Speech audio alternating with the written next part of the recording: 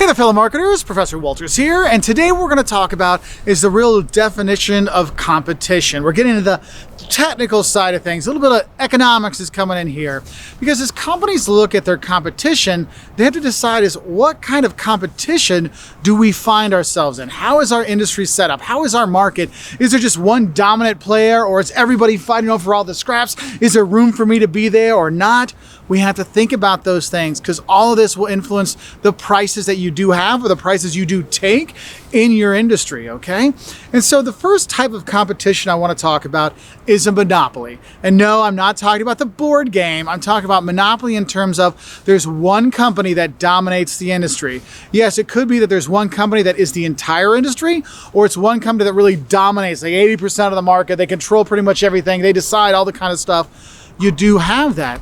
And where you as a marketer or as a person in society might see monopolies the most is going to be in probably your utilities, okay? For example, maybe your city has a monopoly on power, who distributes power in your city, or who distributes the water in your city and things like that. And if you're not sure, ask all your friends. If you're all paying the same water bill to the same company, there's probably a monopoly there.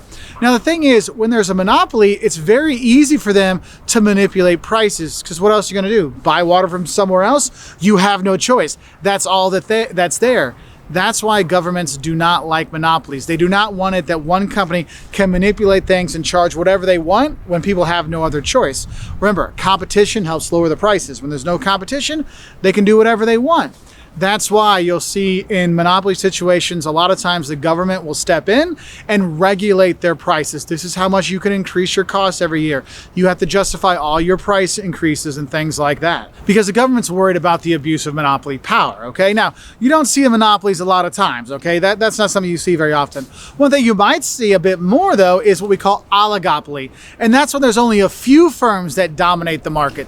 Again, looking at wherever you live, I'm going to guess you maybe only have one or two, maybe three cable options out there, or internet provider options, right? You've got Comcast, you've got Dish Network, or DirecTV. I mean, is that all I really have? Yeah, that's all you really have, unless you want to like stream from your phone all the time. That's kind of tough. And so you only have a few choices. Now, what can happen in these oligopolies, sometimes you might have price wars where they're fighting on who is going to get the lower price. So people will switch from Comcast to DirecTV, but we got a deal if you switch back to Comcast. Or DirecTV. You might see this in your mobile phone carriers, going from AT&T to Sprint to T-Mobile to Verizon to AT&T back and forth. There's only a few companies that really dominate the market. And sometimes what you might see, and I'm not saying this is happening in the phone industry or anything, but you might see predatory pricing where one of the oligopolies is really trying to drive one of the other ones out of business to keep away that competition. So you do have a lot of stuff going on. And the thing is in these oligopolies, there might be a tendency for companies to maybe want to work together. It's called collusion. They might collude together on prices. That is very much illegal, okay? And we have videos on vertical price fixing and horizontal price fixing. And the thing is, you don't want that happening, okay? It is very much illegal. You can get in very big trouble and you go to jail for that, actually. So you have these issues. But it's one of those things that people have to think about.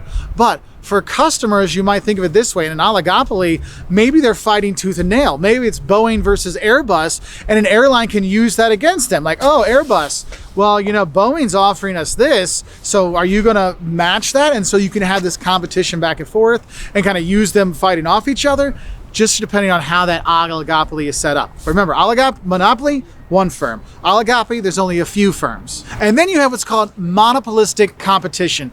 This is where you have a lot of different companies selling a lot of different products at a lot of different price ranges, and there's companies going in and out of the market, and there's always room for a new place to come in. I mean, think about it. How many times have you seen a new boutique pop up in your retail space, right?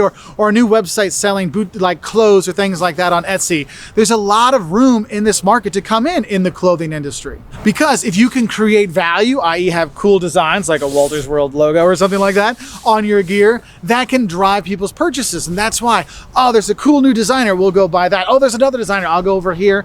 And so you have a lot of movement in this industry, companies coming and going. But the thing is, there's a lot of spaces in there, because if you think about it, Old Navy, what do they have? They have cheap stuff that you can wear that's very functional, but also we have the expensive Gucci stuff you can get. And so there's a lot of different spots in there. And so you have a chance to go into each one of these different little sections out there, okay?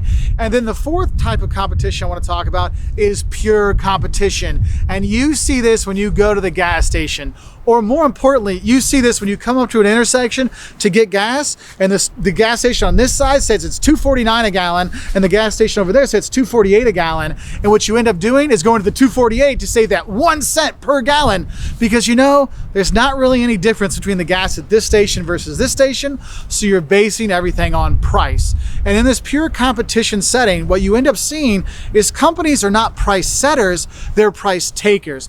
They're dealing with whatever the supply comes in, whatever they're getting it for, they're selling it right at that point because they know that's what their competition's selling out as well. And so you see a lot of these firms selling these commodity type products, you know, like gasoline or oil or gold and stuff like that. You don't really know what kind of gas it is or what kind of gold it is, really. You just know it's the 87 or the 95 or 94 grade gas, whatever. And it doesn't matter if it's Shell or if it's BP or wherever, or Bob's gas station, it's pretty much the same thing. And so you kind of look at it that way. So in this pure competition mode, since there's no differences, or basically no differences between the products, and therefore the prices are all that really matters, you start seeing those things out there. And so the lowest prices, lowest profit margins tend to be in this pure competition setting, okay?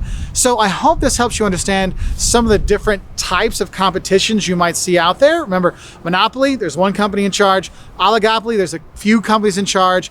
Monopolistic competitions, a lot of different companies, a lot of different niches that are out there. And pure competition, everyone's selling the same thing, so it's just based on price. Anyway, I wish you all the best.